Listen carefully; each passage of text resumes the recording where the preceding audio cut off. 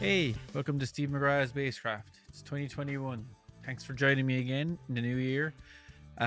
What did I do for Christmas? I did absolutely nothing and it was fantastic. I drank too much, I ate too much, I watched too much TV, and I played a lot of video games.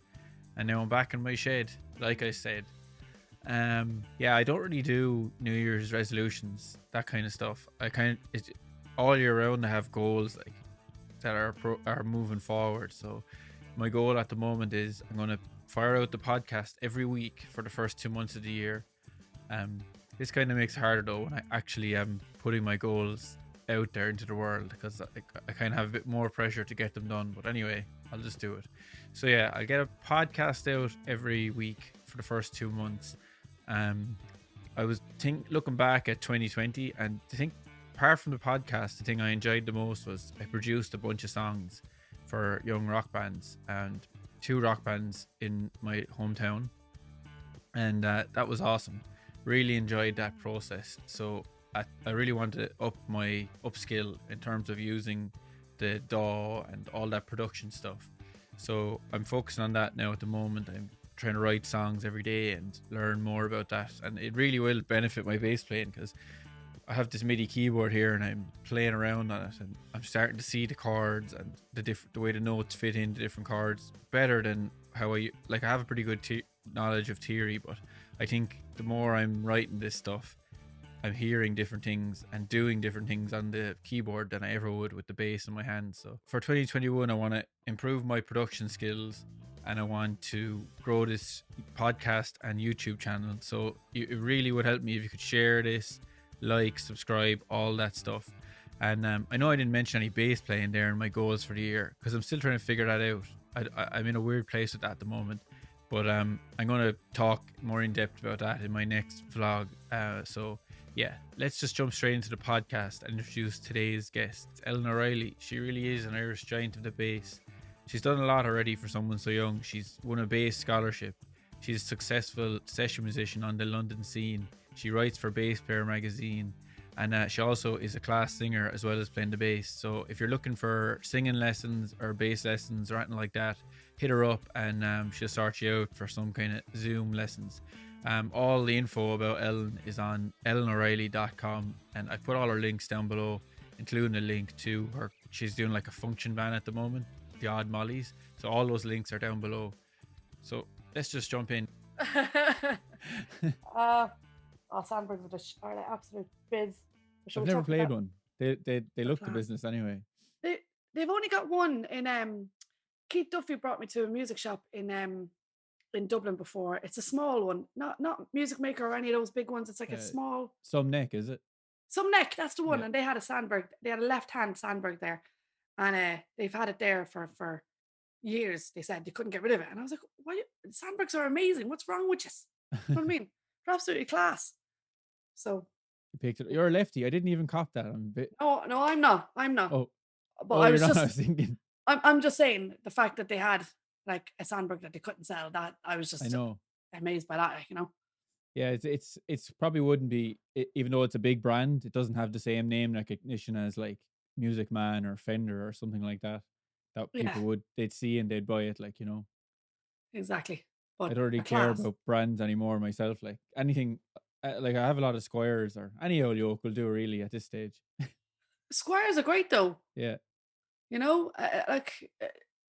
Some of them are. I mean, I think the Japanese Squires tend to be a bit better than the American Squires. They're like just as good as like an American, standard. They are, but I think a lot of stuff you do a lot of kind of Stevie Wonder and you're in a function band. The active bass is probably better for that. Like, gives that a good sound for that kind of thing. I do an awful lot of random stuff. I know. I've been watching your comedy for the last few days. Have you? I found a bunch of videos on YouTube. Oh, did you? Yeah. I'm a bit rude. I was thinking, I don't know what this girl is like, and then I saw your comedy. Say, she won't mind me cursing her or anything I say. Grand. I fucking curse all the time. Yeah, the comedy. Have you done a bit more of that this year, since obviously the music wasn't happening in the same level it usually would? Yeah, well, the comedy went as well, because I got to do one in Drogheda ages ago because me and Joe Rooney are good mates, Um, and then he told me, "Oh, I've got this other gig in Roisin Doves in Galway just before Christmas, and it's with Carl Spain." I You know know what I mean? Carl. I love Carl. He's a legend.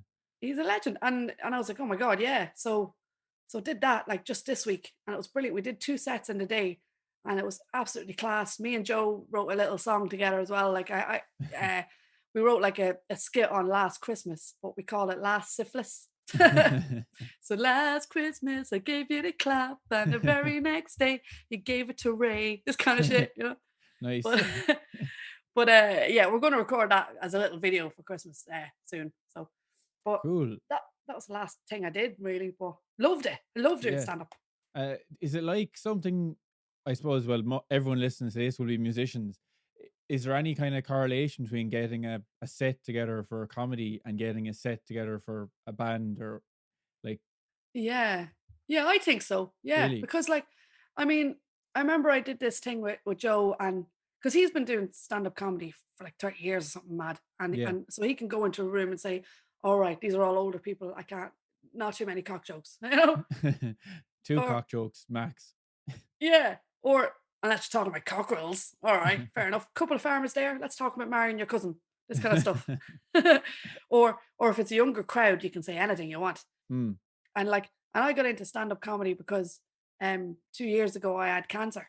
So like I had a whole year of treatment. Like I Yeah. had like 7 months of chemotherapy, a month of radiotherapy, operations, I was bald, all of that. And the only thing that kept me going was to take the piss out of it, you know? Yeah. It's So cathartic, isn't it? Just to make fun of it, like. absolutely. So I had this little WhatsApp group with my friends back in Ireland, and I called it tumor humor. So, and that's where a lot of the material came from. And also when you're that sick, the amount of people that are all like, "Oh, you should come off chemo and just Oh, drink pomegranate that's juice," the worst, isn't it? and you're like, "Well, because there's 4 stages of cancer. I was stage 4 is like pretty much you're gone. I was Hmm. stage 3, you know." Yeah, that's very serious, like. Yeah, so I was like, I don't think I'm going to come off chemo, lads. I'll No. try the pomegranate juice, but like, I did the cannabis oil, but that was mostly for the Yeah. crack. You probably got the wrong stuff without any THC, and you're like, oh, this is no good. Oh no, I got the proper stuff, man. I had a lad growing his own, you know. So I was like, "Oh, don't get the Holland bar stuff. Doesn't it's all good for you and Yeah, it'll it's help you sleep. CBD only. There's no THC in it. There's no crack. There's no So crack. yeah, Well, no one's going to arrest you. Like, feck's sake, I have cancer. Leave me alone. yeah, exactly. I need all the crack I can get, you know.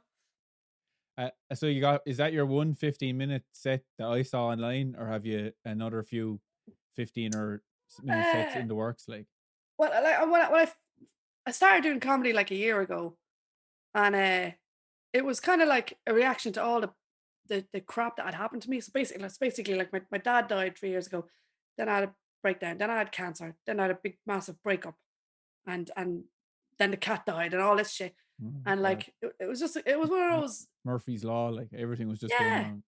3 years of like it happens in trees. It was just 3 years of just constant shit. I remember one day I came back to McGrath and my car had been towed away in Camden because I lived in London for 9 years. Yeah. My car was towed away and it was 250 quid per day to get your car back.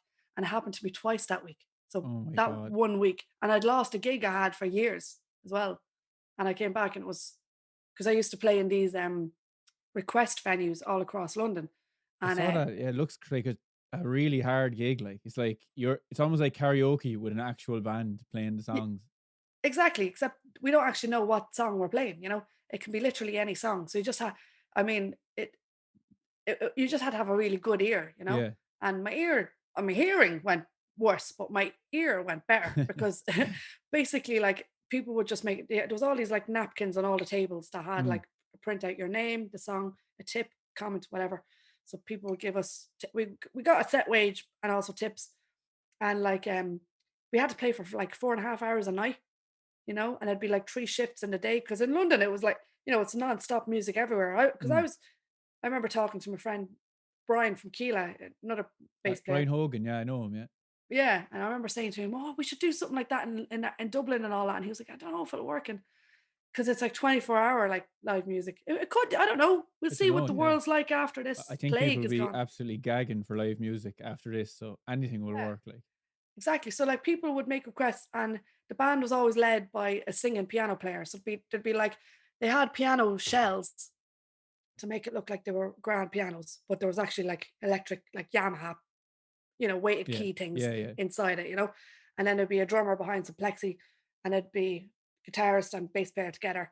And if one of them could sing, they'd have a mic. So I sing, so I have a mic as Mm. well. And then there'd be a bit of brass on the other side. So, and the odd occasion where I have a bit of percussion. But like and we'd all have like little our own little personal little desk where our IAMs, so we could dial in whatever we need to.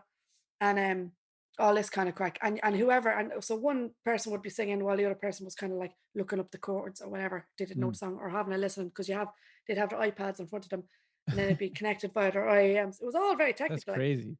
yeah. So they'd be like, "Oh, I don't really know this. I'll have a quick listen. I'll have a look at the chords," because they could mute it and practice Mm. it while the other person's playing, and then, bam, you're on. Okay, this song's going out to Clarice. Silence of the And Lambs, just whatever. and then obviously you're like a ninja for changing keys. You have to just find the key the person decides to sing it in. Yes, exactly, because they change the key depending on, and that would be a pain in the hole if you're like, because it was a 4.5 hour long gig, your back would be in bits. And I was playing Musicman's back then, Mm. and then I got hooked up with Sandberg, and it was a game changer. But trying to play "Living on a Prayer" riff in C sharp, Yeah, come I on, know. mate, it was like crap. So nine times out of ten, if it was like a real riffy based, like just a small town girl, anything like that, that really required like the open E. Yeah, Um, if the piano player couldn't sing it, I'd be like, I'll sing it. You know what I mean? yeah. Don't Because make me change the key. yeah, if it's too, I mean, you could do it, but it was just like, oh, it just wasn't right. And then you're doing that in C sharp, and you're like, holy shit, where does it go from here? Then when it goes to the key change up Yeah. the minor third, all right, oh, quick, quick, oh, it's E minor then. God, But that is you. That must have like brought your bass playing to like a serious next level. That gig alone, like. oh yeah, definitely, yeah. But I was playing there like 4.5 hours, sometimes two or three shifts in a day, and it was like 4 or 5 nights a week, and then there would be weekend brunch gigs as well. So it was Mm. constantly, and I did that for 4 years, and then but after cancer and everything, they new management and got rid of a lot of the old guys, Really? So that was the unfortunately. end of your gig there for good, like. Yeah. So I was God. like, I'm fucking depressed, because you get comfortable in a gig that you've had for years, Mm. Yeah. and you let everything else go. Like, Well, living in London, you need a good gig to survive, like. yeah, exactly. And I just kind of like, oh, I let it go. I let all the other stuff I had go and go, and then, Mm. but it all, a lot of it came back, and then, and then we all got the plague then. So So this is not too far in the past when you lost this gig. yeah, yeah, it was last year. Yeah. It was like, yeah, it was like after I went into remission from breast cancer, then me and my partner 7 years split up, and then he just left and moved off to China. Oh my And God. then I was a nightmare to be around. So the management were like, well, I was just going through a load of shit, Yeah. And Yeah.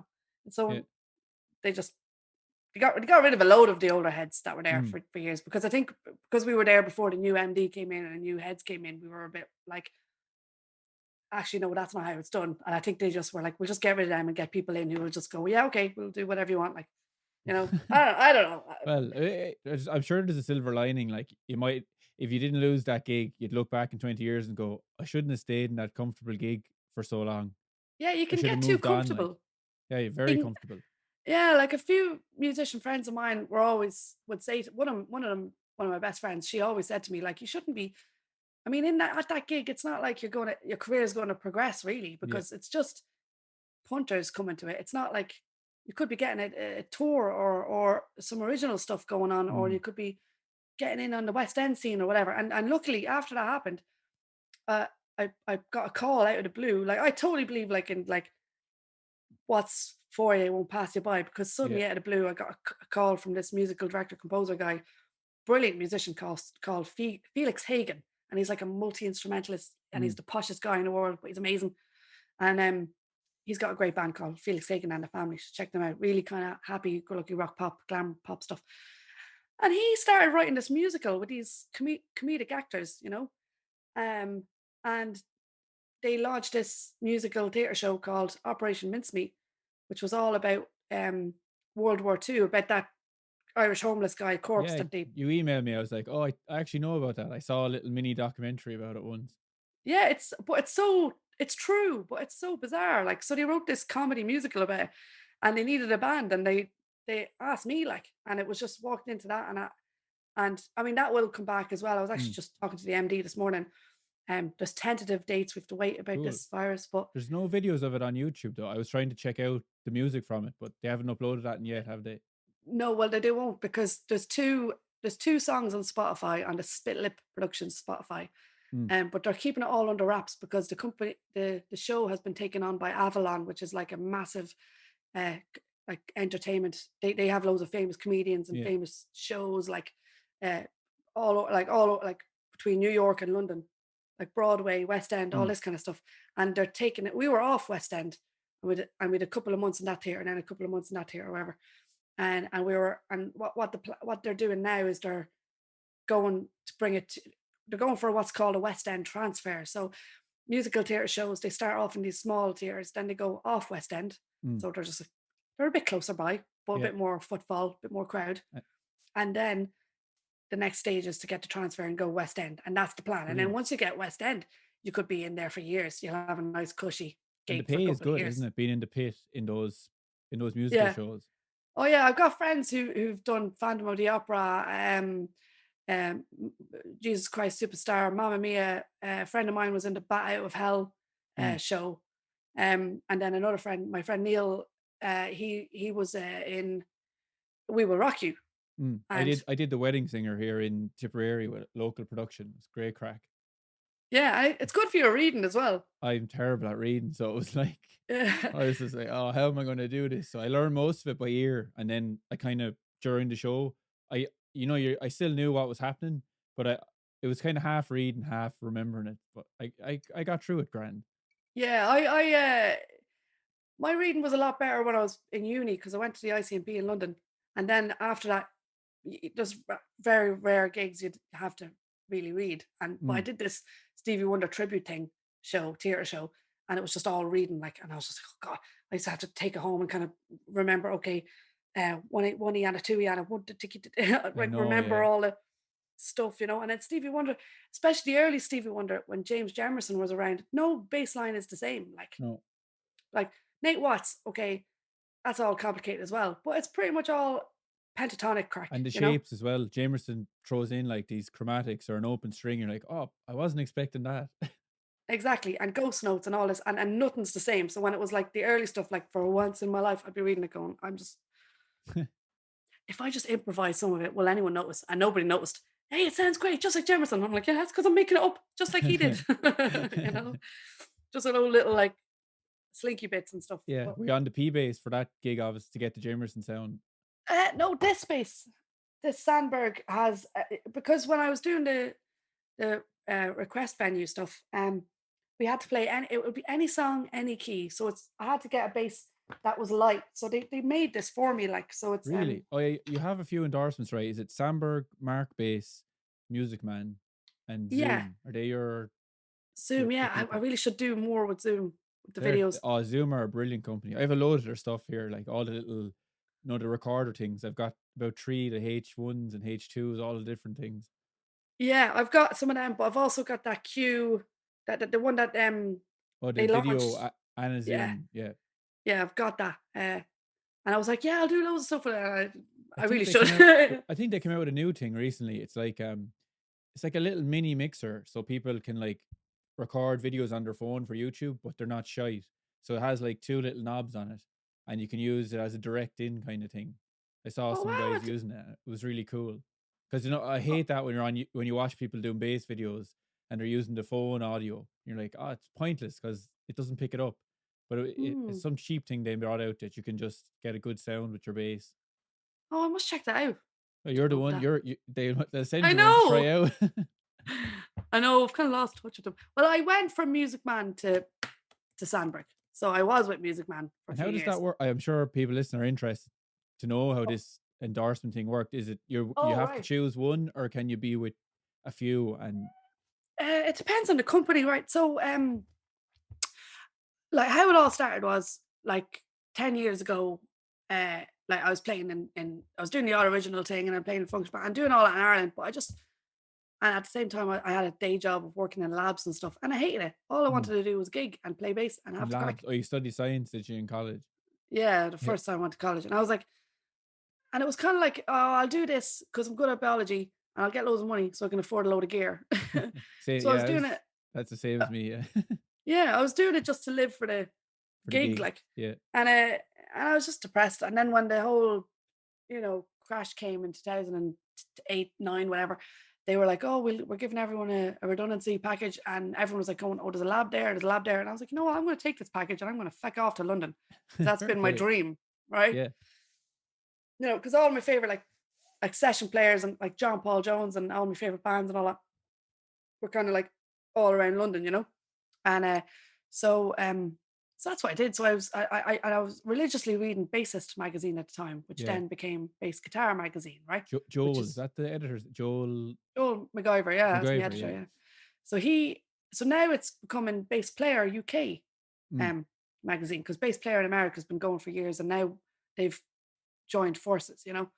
Uh, so so I saw it advertised, oh, scholarship program. I knew I wanted to go to that college for years, Mm. the ICMP, because like a lot of my favorite bass players went there. Like, I mean, Nick Fife from Jamiroquai and a whole load of heads. Like Reef Deadly. went there. Cool. In the 90s, like I loved Kula Shaker and Reef and all that, and they all Mm. went there. And I was like, that's the place I want to go. And then I remember seeing a picture of Neil from Black Sabbath, like teaching bass. You know what I mean? And Whitesnake and all that, like who I'm now friends with. But I remember just seeing pictures of Neil going, I could get taught by him. That's class. That So I is class, yeah. wanted to go there. And then uh, and I saw the scholarship thing come up and I was like, oh, I don't know if I'll go for it. But I was like, sure, what have I got to lose? So I went for it and I had to like do a video, like a bass composition video, 3 minutes, write a big essay, all this kind of stuff about my experience and what I wanted to get out of college and all that. And I was just like, I want to be a session player. Mm-hmm. So I sent that in and I made the final. And then I went over to London for the final. And it was me against like 5 lads. And we had to go in and we had to do like an interview stage with like a panel. So it was the head of Musicman guitars because it was being awarded by Musicman, Mm. the head of bass at the college, and the old editor of Bass Guitar magazine. And they were all just sitting in front of me. And I'm like, yeah, That's terrifying. yeah. It was like X Factor for bass. Yeah, I failed my first college. I didn't do music in college, but when I was just after finished secondary school, I applied for a FETAC course in Cork, and I was like, "Oh, I'm going to go play this Bach piece," and I went down and did a terrible version of some Bach piece, and they never called me back. I was like, maybe music isn't for me. So Oh no, just nonsense all that. Like, I just do know, it. I mean, because you can be your own worst enemy and talk yourself out of stuff. You yeah, know, it's like ignore that voice. So I went in. I had to do a 5 minute bass solo, right? So I had and I was self taught really. I didn't. So I had like a loop pedal and I did some chordal stuff. I love chords and bass. I'm a big Stu Ham fan. yeah, You me know, too. It's great. I love the tenths. I think the tenths sound better on a bass than any other instrument. A root and a tenth, like. yeah, absolutely. Like Yannick Gwizdala does a lot of stuff like that as Mm. well. It's gorgeous. Like, so I loved all that, and so I did this kind of chordal thing, percussive thing, built it all up, and then kind of soloed over it, and then I won the scholarship, which meant that I got to do the higher diploma over there for free. It was paid for by Music Man, and then they also offered me an endorsement then, and so then was getting like I got a free bass over there in the corner, and then I got like a Stingray, like, and because they were like, what one would you not want? Yeah, We can give you the bongo, we can give you this one, or we can give you the Stingray. And I was like, give me a Stingray, like. yeah, you'll need to use it, like. Yeah, and then like free strings for ages and all that, Brilliant. and then from there I got to perform at the bass guitar show, London Bass Guitar Show every year. Then, um, on the Music Man stand, you Mm-hmm. know, and like I'd do chordal stuff and sing over because I was like, I'm not gonna do mental slap tap madness because I Yeah. mean that's not really my thing. I mean I Yeah, could do anyway, it, people but get sick of hearing that anyway. It's like all especially at you the hear bass is like show, everywhere slapping and popping and mad stuff. yeah. And no, I mean, what gig will you get with that? Like, so I was like, I'll just showcase what I can Mm. do, and I sing. So I did all this chordal stuff and sang over it, and Yeah. it was mad. And then, so that's how I got the Music Man endorsement. And then through like going to uni at the ICMP, and then hitting all the like London Jam sessions, and then just doing random gigs, all kinds of gigs that you kind of get to know people, and there's a big network, and then Mm. that's how you get like, oh, you get a tour with this person, or you Yeah. get some gig there. You might get to do a bit of TV stuff or whatever, and then people get, the more gigs you do, no matter what gig, big or small, people remember you and then recommend you for things, and then that's Mm. how I got the whole Sarah Harding from Girls Aloud thing. I mean, that came from someone recommending me who I did a wedding gig with, Yeah. because in London it's all, they all do everything, you know. And then uh, so that was that with Music Man. And then when I was doing the request thing, uh, my shoulder was just hurting so much. And I went back to the Music Man and says, look, have you got any lighter? And they were like, well, we've got the Caprice Bass, which is lighter, but it's a bit neck heavy Mm.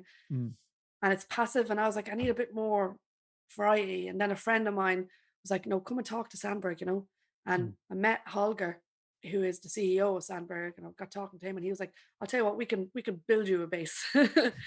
So, and I was like, okay, well, I have, because I'm not like a massive gearhead. I just know I like, you Yeah. know, and I like variety, as much variety as I can get out of one instrument, because I don't want to be faffing about with switching from this bass to that bass. Three Exactly. basses Yeah. I think should just do you, like, a good 4 string, a good 5 string, and a fretless. I would And say then, 4. I love the short scale. I only got one oh, short scale. last year for the first time, and I play it more probably as much as any of the other ones I have. Actually, I have a short scale. I've got the Fender Signature Stu Ham, the Urge 2. Oh, I don't know that one. All right, it's kind of like the first signature model Fender brought out Mm. for musicians. That was like, it's like, I don't know, 20 years old or something. No, it's from 1991. So it's a lot older. I'm very shit at maths. I'm a musician. I can count to four. Yeah, that's all you need to get a gig anyway. Yeah, exactly. But that's a short scale bass. But the thing about that bass is it's everything's smaller. The body's smaller and all. Because I tried to get Holger at Sandberg to make me a short scale, and all he did was he took this back, and he brought it. I went to Germany to see what was happening, like, Mm. and he put in a short scale neck, grand, but it was mad wide here. It was like a surfboard, because he had to have it fit in with the body, you know. Oh, yeah, yeah. So then that didn't work. So I just said, No. "Oh, just give me my original neck, but I want it shaved down." So what he did was, like, in front of my eyes, he took it off, like, and clamped it down and filed it all the way down. Like, this radius, you don't like, when you get Sandberg, you kind of get a little bit more of a standard. They do custom jobs, but Mm. you get more of a standard kind of C shape Yeah. uh, radius, right? But I like to get right in, and I like to have a really, really, really ridiculously low action. Like, I mean, I wouldn't have that load. you I know, play an Aerodyne for my gigging mainly, like, and that has a very small tin neck on it, like. that's a nice light base as well. Yeah, it's really light. It's class actually. Yeah. So I said all this to Holger, and he said, "Okay, what we'll do for you." He came back to me and he says, "We could do you an ash body. We can chamber it, so it's chambered inside. Mm. Um, we can give you, like, obviously, like, if you got a P style pickup and a J style pickup, you got that split and a single coil, you're going to get way more variation, right, Mm-hmm. in tone, and also you got a push pull mechanism between, when it's pulled, it becomes passive, and then that becomes just your tone control. So almost like a vintage P. Push it in, it becomes active, and then it becomes, back pickup, middle pickup for that one, and then blend. I And think you have that's you hit the sweet spot on that bass because I have the Sire behind me and has like 8 knobs or something, and it's just like crazy. How could you use them in a gig? Like that's perfect. You have like 4 and a push pull, but when you get to like 8 or 9 switches and knobs on a bass, I think it's too much. It's like I think it's confusing. totally unnecessary. And then also, I wanted a hip shot D tuner, so I've Yeah, got that as well. yeah. I have one on my. I put one on my Airdyne, really handy, and you can do some show some messing with it. Like if a song finishes in E or D, E has to be the key. You can kind of wobble Mm. exactly, and people in Yeah, the crowd are like, "What the hell did he just do?" And you're just pulling on it. yeah, exactly. And then it's like, oh, I have to quickly tune back up, because it always goes slightly off when you go back to E. Like, Yeah, I just put on the yeah. fuzz pedal. You wouldn't notice being out of tune. Uh, But what level was your theory at when you got that scholarship? Like, what? Because you were saying you were self-taught. Did you it have much was. knowledge? Like, I mean, like, I did music for the Leaving Cert, but I didn't actually do it for the Junior Cert, because, what is it with the Irish? I don't know if it's in every school in Ireland, but it tends to be like you can only have one arts thing. So you can mm, either do art, like painting and drawing and all that, or music. And Yeah. I'm an artist. I like painting and all that crack as well. So I was like, well, I want to do that. Well, I also want to do that. And I remember for my leaving cert, my dad kicked up a fuss because my dad was a great musician, like, and he went in Mm, and said, no, she's doing both. So I was like the only person in the whole school that was allowed to do both, like, that's class. you know. So I actually had one extra subject because I still had to do all the other things. So I Mm. had extra, you know. I have very mixed opinions on the syllabus for the Leaving Cert music because I have a Mm, lot of private students and they literally don't learn anything practical. Like they wouldn't know like chord degrees, like the 1, 2, all that, the stuff you use when you're actually in a band. They mm, don't learn any of that stuff that's actually practical. I understand learning the music history, that's important, but they don't seem to learn any practical things in the whole y- syllabus. So I don't yeah, know. They have to rejig it, I exactly. think. Yeah, exactly. I yeah, I think they should, but like, will that happen? I don't know. Probably But not. Hey, well, yeah, it's good for me, I suppose, because it keeps me in work with private students coming. They're like, we're not yeah. learning anything in school that I can apply to my bass or my guitar. So it's grand. Exactly, yeah. I mean, that's the thing I noticed. Like I did the music theory in for Leaving Cert, and but I taught myself bass, and there was no bridge in my mind, No, there's you not know. like. So I was like, I don't get it. Like, so it wasn't until I went to like I asked for tips, and I remember, going to see bands or whatever, and asking the bass player who if there was a bass player that I loved, like I'd be like, oh, how did you do that? Like, um, and they'd be like, "Oh, just learn your modes," and I'm like, "What are modes like?" And then they'd try and explain it, and because so it all depends on how it's explained. And the thing about music theory, once I went to the ICMP, I was taught by like Phil Mann, who's I know. really good at teaching. I do his seminars on SPL all the time. He's some It's man for the dad jokes. He just be firing them out the whole time, but it yeah, keeps you yeah, engaged. Like, yeah, that's true. Well, like he is very good at explaining stuff. yeah, So he's really good. yeah, so he would, and then all just kind of twigged in my mind, and then suddenly the bridge was made. And then, so when it came to me doing my own harmony and theory column for Bass Guitar magazine, I kind of like I remember that stuff. And I remember going to because after I won the scholarship, the first editor of when I won it, I forget his name now. Anyway, he was all like, okay, as part of the scholarship, you have to write a scholarship column in the magazine every month. I was like, Mm. oh my God, brilliant. The previous guys talked about what they were learning in uni. I talked a little bit about that, but most of it was all like, because I went, now I'm not, I don't say like I'm a big networker. I just love having a crack and going out for a load of pints, right? I'm just an Irish That's the girl in London, you yeah. know?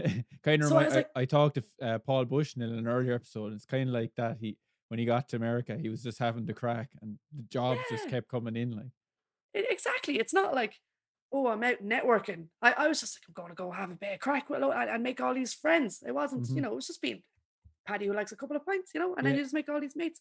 And then, so I was talking about all that stuff because I was like, uh, meeting up with like like going for tea with Guy Pratt or something and all this cool stuff. Or, talking to John Paul Jones at the bass show, or getting a hug off Nate Watts from Stevie Wonder's so this band. And became your column, and the previous yeah, guys were very dry and kind of like, I'm in yeah. college Well, and I I'm don't want to learning the say modes. that. Okay, I'm well, not going to say that. no, but But it this was just, it was practical advice, but you took a different spin on it. yeah, I was just talking about the whole London thing, the whole Yeah, experience. So when the new editor came in, Joe McIver, he was like, I like the way you write, and I like the way you kind of like throw yourself in these situations because I've got terrible FOMO. This year has been driving me mental. I'm like, I need to be out and having a crack and yeah. backstage somewhere having a laugh, and this didn't happen. So he liked that. So he offered me a job, and then I started doing gear reviews. Don't like doing that anymore because like you can anger people. What you It's not mean? My guitar is only 4 out of 5 stars, and I'm like, that's really good though. I mean, what? Like, I can't yeah. give everyone five. And also, I'm not a huge gearhead. I just know what I like. Mm. I don't So do gear reviews really on my channel either because I'm not really yeah, that into it. Like, I wouldn't watch too many of myself. Like, so. yeah. But not Uh, only that, I think it's a very subjective thing, and it's mm, down to what you need. And I know that I can get because of how my bass is designed. I can get everything I need out of that bass. yeah. And if I need a lower register, I've got the 5, which has got almost the same configuration as this, except doesn't have Mm. hip shot. But it's got the same electronics, the same. I've got a a soap bar. I got a bit of a Musicman pickup at the back just to give it extra oomph because it's a 5. I just thought I'd give it a bit of more Well, boom. obviously But Joel really liked your style of writing because he gave you the chance to interview Geddy Lee, Tony yeah. Levin, Rhonda Smith, like some legends. Oh yeah, that was gas. Well, you see, I think I stopped doing the gear reviews after a while. I was like, Joel, I don't like doing this anymore, right? Because I'm annoying people and I'm not that much of a head, right? And then he was like, right, I was doing interviews the whole time as well, anyway.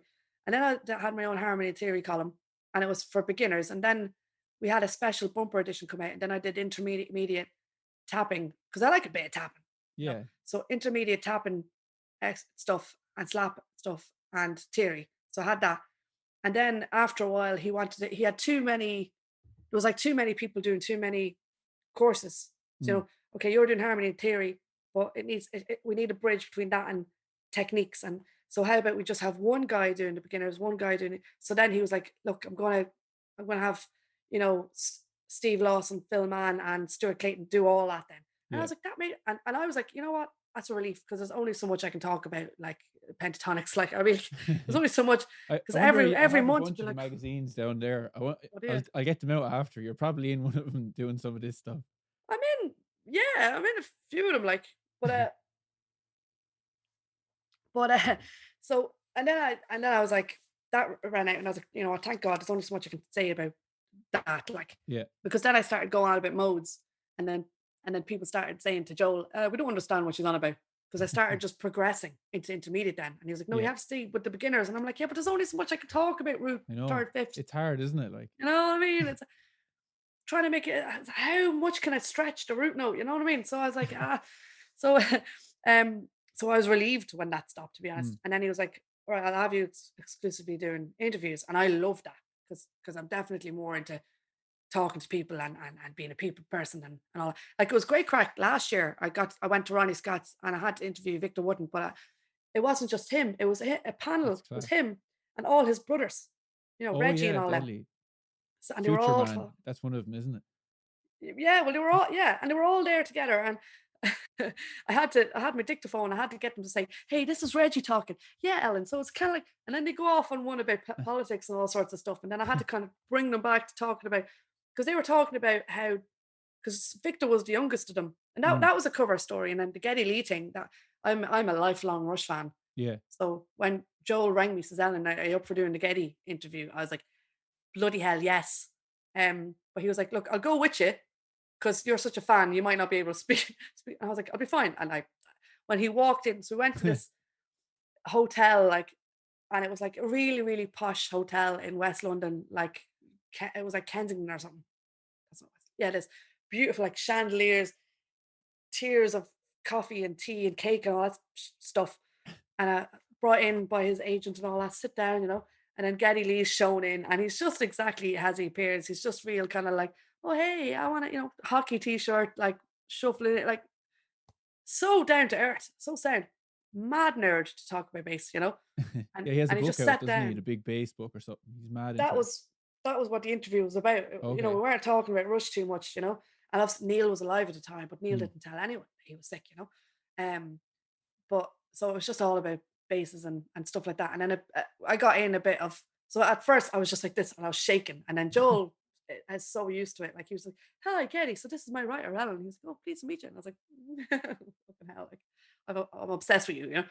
And then sit down and your name's Gary Lee Weiner. I know this. I know what your first dog was called. Like I know everything about you. And I was just sitting there going, "Oh my God, there he is right there in front of me. This is mental."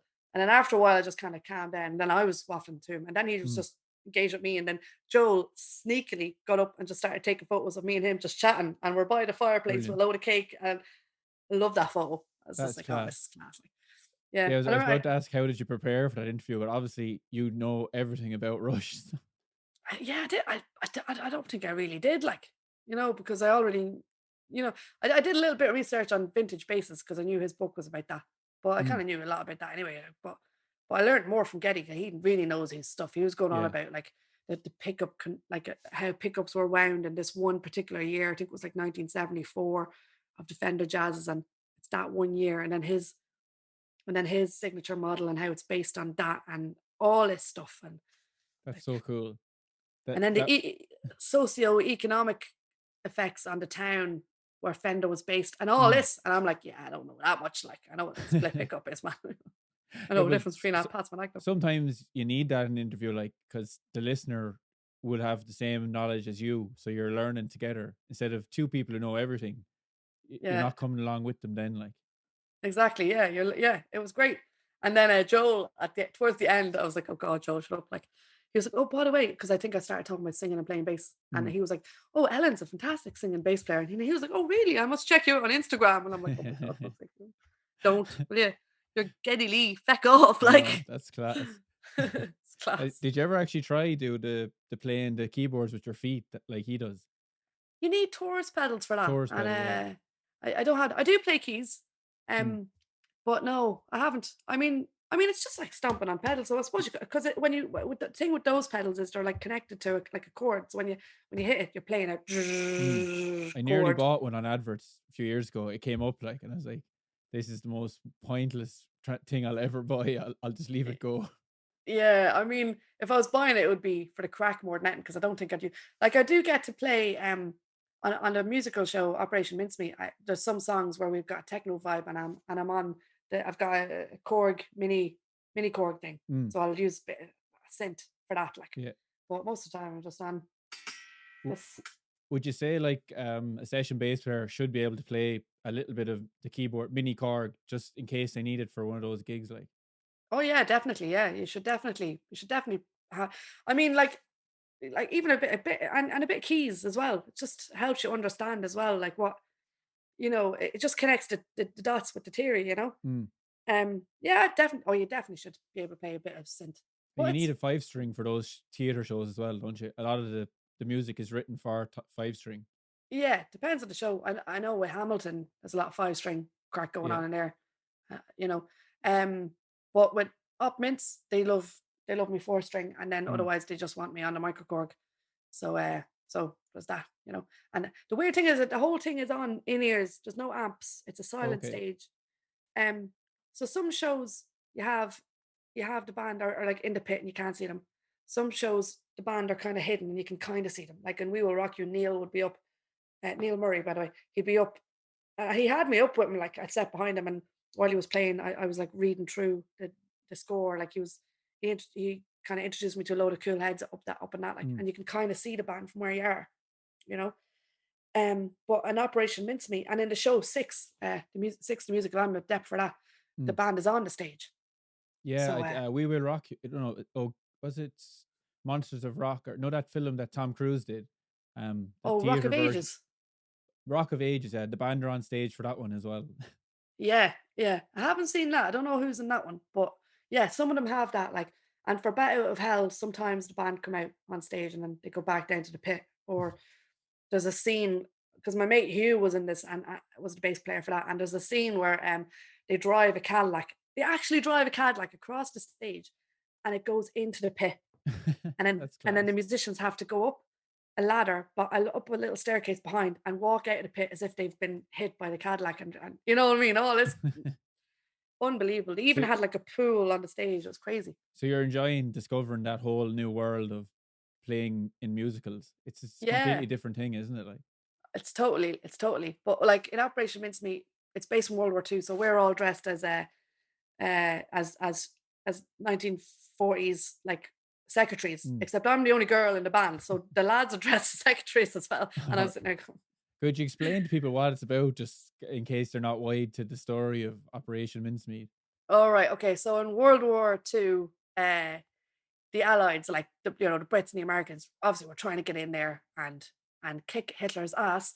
But like I think it was a Sardinia. He had all his troops in Sardinia, so they couldn't get up past him. They wanted to get up past him, in through Sardinia, and get to Hitler and kick his ass, basically, right? But Hitler knew that that was the weak part in Europe, so he had like thousands and thousands of people there. I can't remember exactly how much, but thousands of soldiers and stuff. And what they wanted to do was they wanted to redirect his troops to Spain, right? To this area called Huelva, right? And if they redirected them there, then they could go up past them in Sardinia, right? So these two guys came up with this plan of like finding a dead body, right? Finding a corpse, like a homeless guy, dressing him up like a Secret Service guy, planting like a briefcase on him with all this top secret information about an invasion into Spain, right?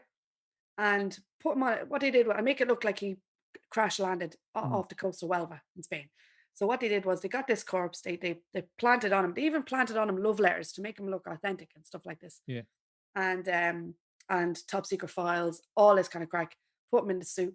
The thing is, like he was just some homeless guy that this coroner Mm. had, and but he was actually rotting. Like his face had actually begun to disintegrate Oh by the my time God. he was put in this special pod in a in a submarine. He was basically a giant flask that was Mm. kept cold, and then they let him out. They put him on the top of the submarine, and they dived, and they let him kind of like float to the surface. Mm. He was found by the Spanish government. The Spanish government were kind of neutral. Franco, like, and all that. Yeah, but Yeah. some of them, but like this coroner who found him tried to convince the British agent that was there in Spain, tried to say, look, like just take this. We found these documents, just take them. We pretend Mm. we didn't see them, as in we're doing you a favor, Yeah. Yeah. all under board. But your man was like, no, you should have you take the documents, all this, So it's this whole cat and mouse thing. Eventually, he said, I have to turn it to the Spanish government. The Spanish government gave it to the Germans. Hitler totally believed it, moved all his troops. The Brits got all the way up Sardinia, end of World War II. And it was just That's down to this class. mad plan by these two guys. And he was Like, Irish too. The homeless fella was actually Irish. you see, the thing is, I didn't know that, like, at all No, until no. you said it. Yeah. So I texted the group, like, because I'm in the group with the productions and all that. And I was like, oh, I can't believe he was Irish. And they're like, whatever, Ellen, he was dead. I'm like, oh, shut up.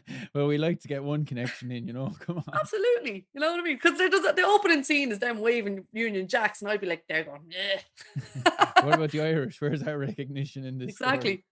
So now I'm Well, just gonna rub it in. Oh, the actual corpse was a paddy, yeah. And they were like, yeah, well, that's probably why his face was melted, like. but I'm looking forward to listening to that now. There's probably loads of tasty bass parts because Oh, it is. these And guys who write these musicals, they obviously they know how to write for bass, and there's always really cool parts. Like, yeah, well, Felix is a great, like, he plays everything. Like, he's a great bass player. Like, I mean, mm, when we take our break, because we do like a matinee show, then an early show, then an evening show. So we'd have like 3 shows in a day and a weekend. And in between shows, we were just hanging around the theatre. And I often caught like Felix mucking about in my bass, and he'd be doing all this Wolfpack stuff, and I'd be like, give that back, you bollocks, all right? You're like Prince, like. And but yeah, but the thing about that musical is it's kind of it's modern, but it's still got the musical theatre vibe. So it's key changes, mm, time signature changes the whole time. It's all very interesting. But the thing is, because we were like Felix and the team were kind of rewriting the show right up until the night of the opening night. Like it was literally right until the opening night that lines were changed and musical segments were changed and musical segments were invented. No, we need an intro for that. Just invent it. And I was like, okay, suddenly I'm doing this random thing that just happened that that's day. brilliant. Yeah, I mean, it's changed again and it changed again for each time. So, um, so I'm always in touch with the MD Felix. Like, was that new? You know what I mean? Just to get ahead of the curve because you Mm. get there and it's like, oh, we've completely rewritten this part. And I'm like, "Oh, it's now in 5/4, and and there's 5 key Thanks. changes. Great. Uh, so I didn't bother writing it down. You know what I mean? So I just committed all to memory, and I just Oh, had like deadly. little notes. So I mean, it's not very adaptable. Like if I don't do the Yeah. show, it's it's Hey, it's kind of your like gig. It's your gig for life. So, like, yeah, it's just in my head. Like, but the drummer, he was always charting out, mm, constantly charting out. Like, and I didn't do any of that. And I'd be like sitting around drinking tea, and he's like charting out again on Sibelius and on a break. And but after we did the most recent uh, run of it, we were taken by this new company called Avalon, and they were like, we want to pay you the PRS for the transcriptions. And mm-hmm. he already had the transcription. I didn't do any. So I had to start from the beginning. And I was like, God, Oh, how am I going to do this? Because it's so complicated. Like it's horrible. failures for ages, just trying to work it out. And then, oh, what am I doing there? And then trying to work out what I was actually playing. Because a lot of it, I'd be throwing in my own kind of licks. Mm. And then it'd be listening to recordings of the show. And then sometimes I might do something slightly differently. Like, Yeah, and but even some of the rhythms you'd have done on the yeah. fly, then you're trying to transcribe. What the hell is that rhythm I did?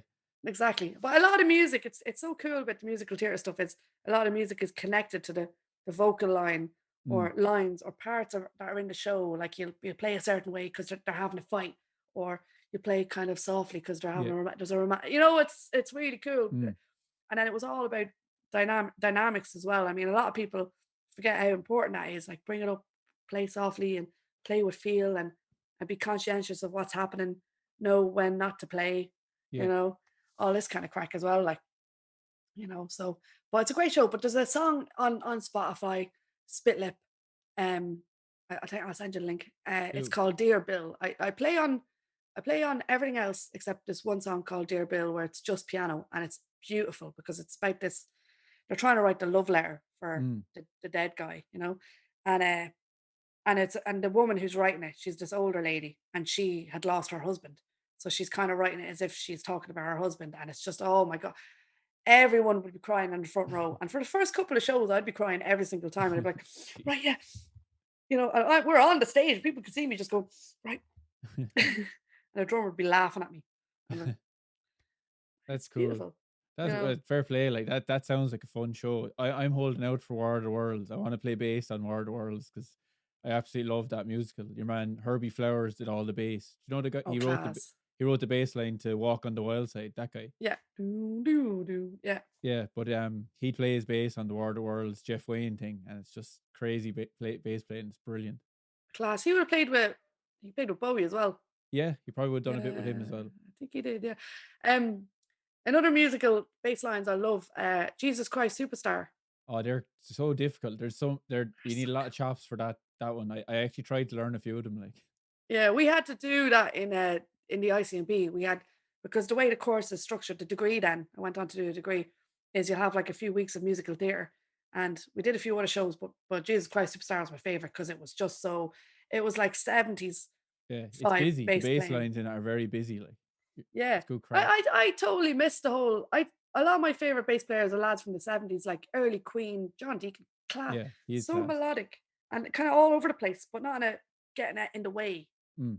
It complements it like that bass line in You're My Best Friend, do do do do do do ba do ba boo He wrote boo that song do as well, do. didn't he? That was one of Yeah, his songs. yeah. So yeah, It's he had it all. class. Like, yeah, it is class. And what about your singing? Did you ever do any singing lessons in the bass magazine, or was that just at the London Bass Show you were doing clinics Yeah. with how to sing and play the bass? Like, Yeah, I didn't do that for the magazine because like I wasn't asked to, but for the clinics, yeah, because they're basically the last now I didn't do the show before the year before because I was sick with the old big C or whatever. But then and then I stopped doing stuff for Music Man because I slide off to Sandberg. So yeah, you can't. I mean, when it comes to endorsements, they don't really want you to be endorsed by many people, I and can certain imagine, like they're companies. like, we're giving you free stuff, use our stuff. Yeah, so Music Man, we're really happy. So I'm no longer endorsed by Music Man, but like with Sandberg, they're more open. They understand that at the end of the day, you can't only play one instrument. Like No, you just can't. no, But since I switched to this because it's so um there's so many variables with it. So versatile. what's Like, versatile is the word exactly I was the word I was looking for. Because it's so versatile, I don't really need anything else. You know what I mean? So mm, but if I wanted to play a vintage jazz, I could, but I can get the same sound out of that. You know what I mean? yeah, So I don't particularly want it. So I'm just really happy out with them. No, they asked me then the bass show. It was Joel asked me. He said, "Look, would you be up for doing some master classes?" And I was like, "In like what will I do?" And he says, "It's up to you, whatever you want to do." And I was like, "Okay, well, singing and playing bass, that's my thing. I can do that, like, and I can kind of explain how to do it and stuff." Um, and but then their marketing team got back to me and they said, "No, we want you to do two completely different classes." And I was like, "Oh, what am I going to do? Like, how to do an Irish accent while playing bass? I don't know." So I was thinking, how to well, a go lot of into time, session and network, yeah, how networking versus the sesh. How do you do it? mixing them.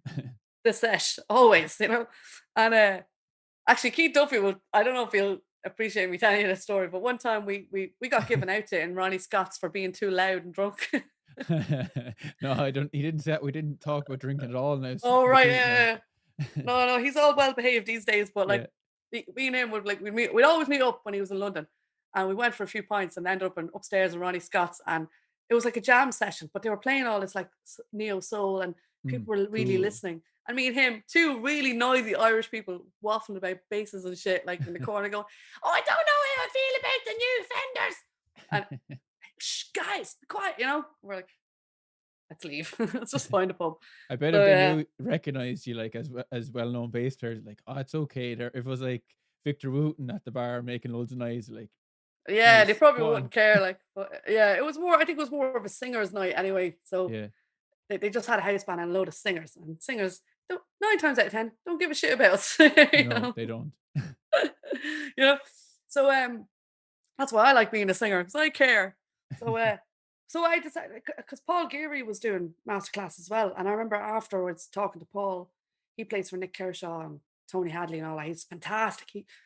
I remember going for a lesson with him, and he was like, "Okay, we're gonna go look at improvisation over a chord chart. So here's a chord chart," and it was the As Stevie Wonder song cover by Mary J. Blige and George Michael.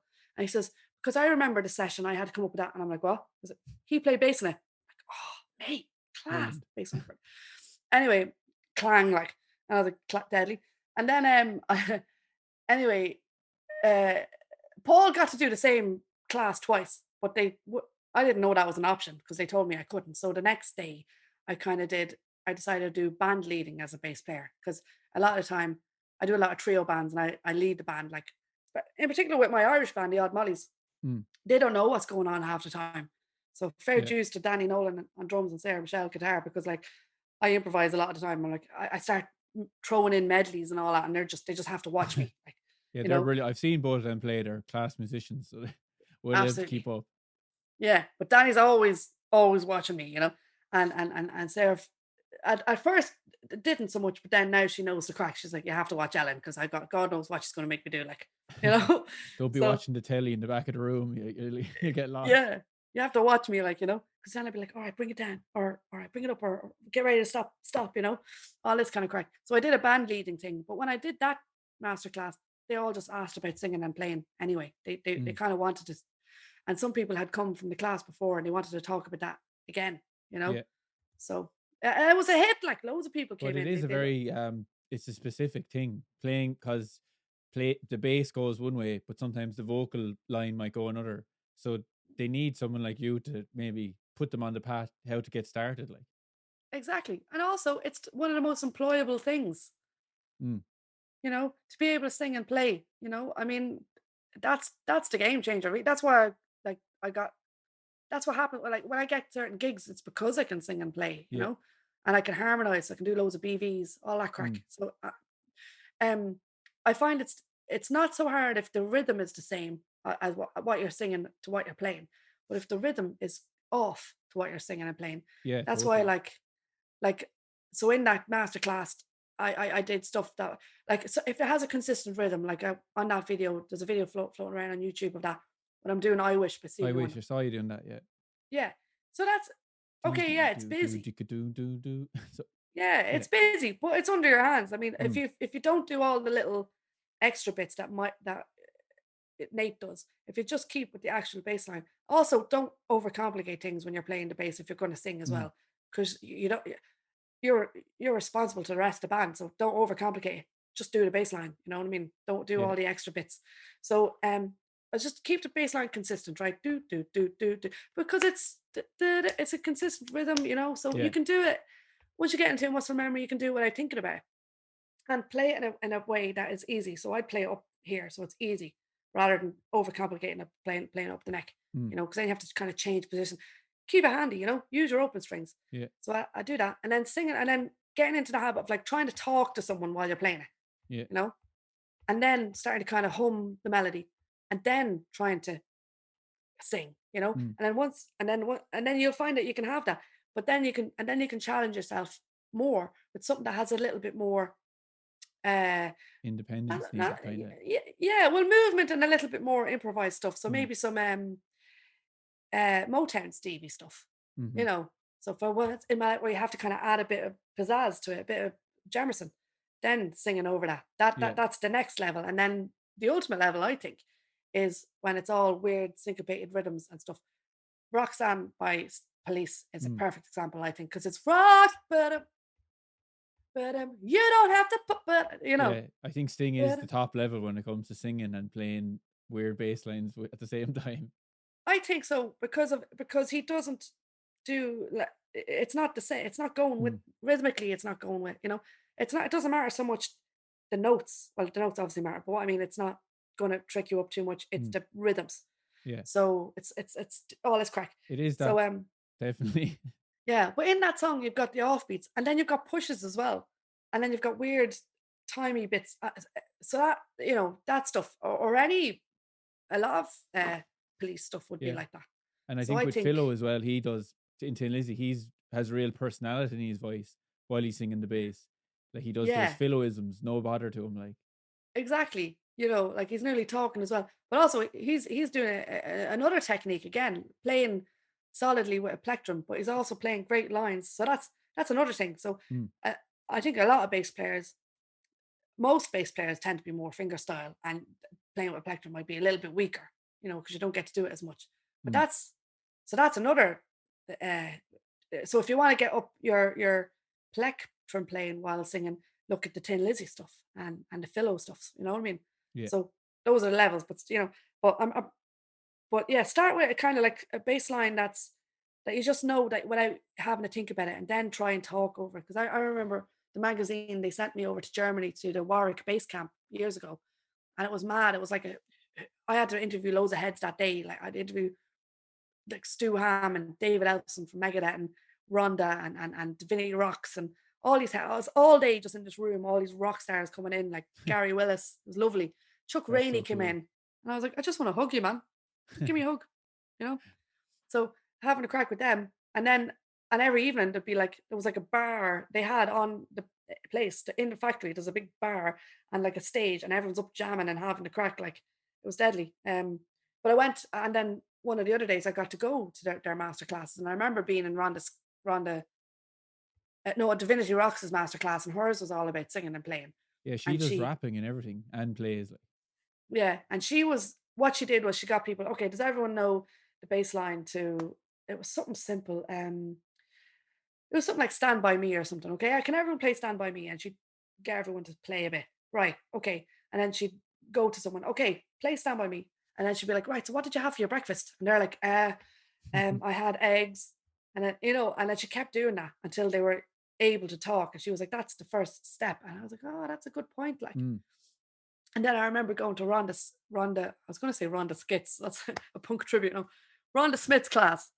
And Rhonda was all like, she was going on about how the interconnectedness of scales, like the positions of the pentatonic and how, and that was like another cog just went in my brain mm, because it was like, you know, because I think it's the way it's taught. Some people like they teach, okay, yeah, you can modes, you can use them for their own value. Like Lydian has a certain sound, and like Dorian has a certain sound or whatever, right? And Mixolydian and all that, right? But they're also a brilliant pathway to knowing where, no matter where knowing your entire fretboard because they're all mm, connected. You know what I yeah, mean? And then within that connection, it's not almost like a web. It's like if someone got tracing paper and they put it over your fretboard and they say, right, you're in the key of G, these are the shapes, and it goes all the way up your neck. What happens at the 12th fret? It just happens all the way again hmm, back up your neck and move it depending on what key you're in. yeah. But it's like a jigsaw. And then within that jigsaw, you've got your pentatonics, right? And then within the pentatonics, you've got your four note arpeggios, and then you've got your three note Your arpeggios. And cells kind of and all that. Yeah, Gary and it's Willis is big all, into that. The shapes and coloring them in and everything. that's when you can apply them to different things. But if you want to know like where you can go within a set key, modes are also like the roadmap for your whole Hmm. fretboard. So that's how I look at it. Then suddenly you're breaking out of that box. You've got the whole neck then. Now you Yeah. can just haven't practiced in ages. I really need And to have you get worked practicing as as again. an educator, like in front of classes and that kind of stuff?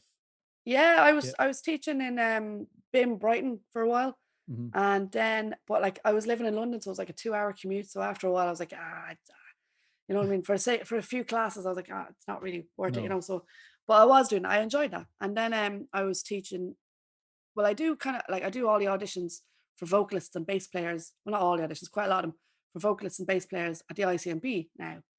So they come in and they have to get by me. I tell them what course they can get on. So their theory needs to be at a certain level if they want to Yeah. get on the bachelor degree in music. But if it's at a different level, then they go on to the higher diploma. Or if they are a bit more creative and they want to do a bit more production stuff, then they go on to the Bachelor of Arts degree or whatever. Mhm. But I'm their first port of call to determine what course they get to go on, like, so kind of And are thing. Musicman still doing that scholarship thing? Does that still happen? No, I don't think it is now. No, I don't think it is. And I remember for the vocalists, Sure would be endorsing them. Mm. Well, not endorsing them, but offering them to pay for their course. But Yeah. I don't know if that's happening anymore. I'm not sure. It was running for a couple of years. Like there were a few more scholarship winners after me, and then I'm not sure. I don't think so. That's cool. Don't So know. what's your plan? Obviously next year, I think things are going to start opening up. Are you going to stay in Ireland or go back to London? Um, Or there's you don't even know? my plan is to be half and half now because there's kind of more opportunities in London. London's quite open as well. Like I've noticed that, I mean, it's kind of everyone's kind of set. Ireland's I love Ireland. Don't get me wrong, but it's quite small. You know what I mean? Careful now. Oh Jesus, I know I love it, but it's quite small. It's quite a small knit Yeah. thing, You don't get a and it's call not. like for things like I've been in the original band for 10 years and I've almost never once got a call to do a session ratting, and I don't know. It just Yeah, doesn't happen in Ireland. It is small, like, isn't it? yeah. It's not so easy to get. You know what I mean? It's quite the guys who have the gigs. They have them, Hmm. and then it's not quite so open. Like the random calls and all that stuff tends to happen more in a There's just not as bigger much gigs city. happening, I suppose, is probably the reason. So then there's less chances of a call coming as well. Like, Yeah, maybe, yeah. But I just noticed that when I went to London, it just kind of opened up, like everything mm, just exploded up, and suddenly I was just asked to do cool things, and yeah, it all like magazine masterclasses, teaching musical theater, like original stuff, sessiony stuff, going into a studio, whatever. All that it didn't really happen so much in Ireland. You know mm, what I mean? It did a little bit before I left, but not a whole lot. Got to do a bit of TV stuff, but there was a little bit more, just more opportunities. yeah. So my plan is to be half and half because I want to build stuff up back home as well. Personal reasons that I'm all in love here, and That's good. mom's Good to hear. yeah, mom's getting on, all this kind of stuff. So Yeah. so I've got my Irish band here now as well. So I'm working to the odd Mollies. So I'm building that stuff up. Yeah, great Got a band. I new. checked you. I saw your promo thing you did. Really good. Oh, thanks very much. Yeah. So building up to get some gigs with that. I want to do original stuff with that. It's so hard to get the heads together, Mm. the two of them. Um, sometimes we get together, we just talk about boys. So it's like, Hey, get a so good what you going producer. to do? I don't know if you know Philip McGee. He's absolutely amazing producer in Ireland. He'll get songs out of any band. He's awesome. Yeah, I'd love to hook me up with him. I'd love to do stuff because I do come up with like most of the time when I'm writing music though, I tend to kind of write joke songs when I'm doing comedy. Yeah. But I do have other stuff The too, but joke it's just songs come in. I used to be in a funk metal band, and the music was brilliant. The lyrics were horrendous, all joke lyrics. Like uh, we just couldn't take it seriously. well, that's better. That's more fun. Yeah. Uh, so yeah, but then I've got the musical theatre stuff coming up like Six and Operation Mincemeat, and every now and again some other random things come in, and I play with an artist called Erika. She's class, and a few other random things, and the ICP and all that. So I there's just more when things are normal. There's more things just come flying in Hmm. London. So my plan is to be half here, half there. So when I go back, I'll find a new rental room somewhere and Yeah. do all that. Like so, Brilliant. that's kind of my goal. That'll work great. I think Yeah, you'll fly it. And hopefully, are you going to be still doing some articles for Bass, the new whatever what's it called now? Bass Magazine bass UK, player, Bass Player bass UK. player UK. Yeah, that'll be launched soon. I think in the next issue or two, it'll be launched officially as bass player And UK. is it still popular, the physical bass magazine world? Like, is it still going? Because I hope it never dies out. Because I Yeah. love a physical bass magazine. Oh yeah, it's also online as well, but Mm. everything I write for one goes also into the American one as well. Oh, cool. And then I also, before this virus happened, I got talking to Mark Smith from talkingbass.com. It's like SBL, but it's a different Oh, talking I bass. know the guy. He always has like a really white background. Kind of uses a Yeah, green white screen thing. hair as well. White hair as well. Yeah, that guy. Yeah, Yeah. he's good. Yeah. I'm a friends with him, right? And you see, for the last previous 2 years, I've always gone off over to Nam in LA for like with Sandberg or whoever, like, and I just buzzed about. And while I was there, Joel would be there and he'd have me go off and do interviews and stuff while I Hmm. was there. So, um, and Mark kind of came up with this idea for Talking Bass magazine when things, because I'm based in London and now we'll be based here, and I always go to Nam, that I become like an interview, do video interviews Yeah, with all that'd be these great. famous bass heads for Talking Bass magazine and also or talkingbass.com. And he also wants me to go to his place in the Isle of Man eventually. And we were going to stay there for a few days, and we're going to film and work out and film a whole course about how to sing and play bass Brilliant. because nobody's really doing it. I'm just smiling when you said the Isle of Man because I just saw on the news there the other day. Did you see that? This No. guy, he was a builder and he went to the Isle of Man to fix some whatever, like, and he fell in love with this girl. But then the contract was up, so he had to come back to Scotland, and he kept applying to be allowed to go back to the Isle of Man to see the girl, and they didn't let him. So he got a jet ski. Never drove a jet ski in his life, and drove to the Isle on the jet ski to the Isle of Man. Oh And he got man. arrested. He's in serious trouble over it. Oh yeah, I have heard that. That's just cute though. So don't go on a jet ski to the Isle of Man. Wait till you're allowed to go. No, I'll wait till we're all vaccinated and everything's Yeah. cool. But yeah, so that's in the pipeline and random other things. And also I love doing stand up, so I want to keep doing that as well. And who knows, maybe I'll become like Bill Bailey and incorporate all the music stuff Yeah, definitely. Come, together. you I should do it do. in Cork. Do a bit of stand. They have a nice club in Collins. Every few weeks they do a comedy thing there as well. Like, Oh yeah, are you based down in Cork? no, I'm in Tip, but my Oh, girlfriend tip. lives in Cork, so I'll be down there a good bit.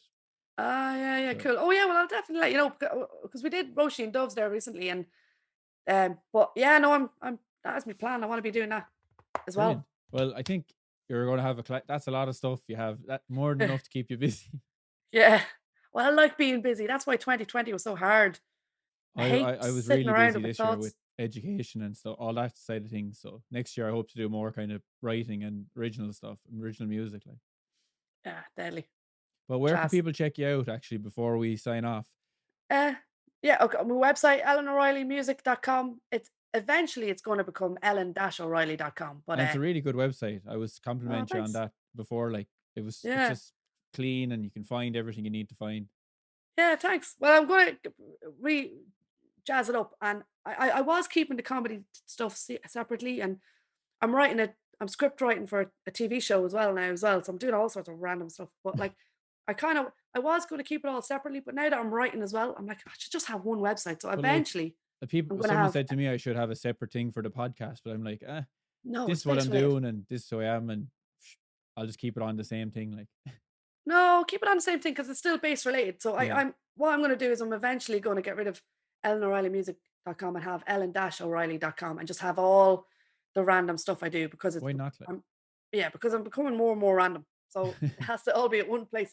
Because yeah, I'm known as a bass player and a singer, but I'm also writing scripts and writing shows, kind of writing a book. I'm a stand-up comedian. I'm all this madness, journalism. So I have to like have it just under my name because otherwise I'm don't know what the hell I am. very, very You know? random. That's so like your slogan, Ellen O'Reilly, a random person. Yeah, you go for a few pints with me, you'll wake up in a shed, it's brilliant. I just wake up with terrible hangovers these days, so I just stay away from stuff as best I can. Oh well. Well, if I'm ever in Tip or Cork, I'll let you know. We'll have a few shillelaghs.